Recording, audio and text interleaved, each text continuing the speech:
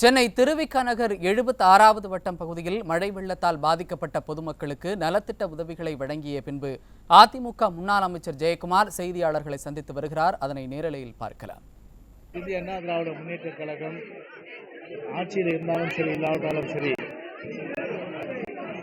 மக்களுக்கு உதவி செய்ய வேண்டும் என்ற அந்த மனப்பான்மையோடு கழகத்துடைய பொதுச் செயலாளர் அண்ணன் எடப்பாடியுடைய உத்தரவுக்கு ஏற்ப 5 மாவட்டங்களிலும் அனைத்து இந்திய அண்ணா திராவிட முன்னேற்ற கழகத்தை சார்ந்த சகோதரர்கள் களப்பணி ஆற்றி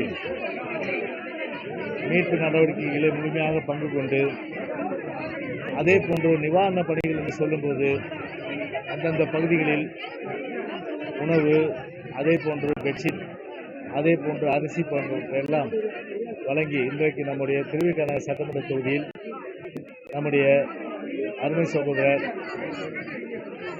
சுகுமார் அவருடைய முன்னாள் மாநகராட்சி மன்ற உறுப்பினர் சுகுமார் அவருடைய ஏற்பாட்டின்படி இன்றைய தினம் இந்த பகுதியிலே நிவாரணப் பணிகள் பாதிக்கப்பட்ட மக்களுக்கு வழங்கப்பட்டது என்பதை தெரிவித்துக் கொள்கின்றேன். சொல்லுப்பா, கேளுங்கள்.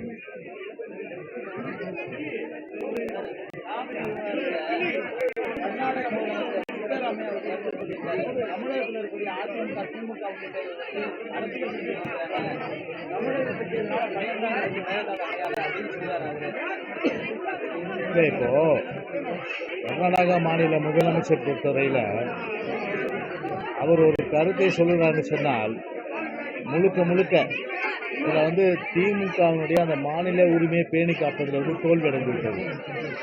எனவே ஒரு தோல்வி அடைந்து ஒரு திமுகவை பொறுத்தவரை அதாவது ஒரு மாநில உரிமையாக இருக்குது நம்முடைய ஜீவாதார உரிமை 205 டிஎம்சி தண்ணீர் அது பெற்று அது நம்முடைய இதே புரட்சித் தலைவர் அம்மா அவர்களும் புரட்சித் தலைவரும் அது எடப்பாடி ஆட்சி காலத்திலும் கெசட்டெல்லாம் வெளியிடப்பட்டு அந்த அடிப்படையில் ஒரு முழுமையான அளவிற்கு குழுக்கள் எல்லாம் போடப்பட்டு ஒரு காவிரி நதி அந்த உரிமையை மீட்டெடுத்தது அனைத்து இந்திய அண்ணா திராவிட முன்னேற்ற கழகம்.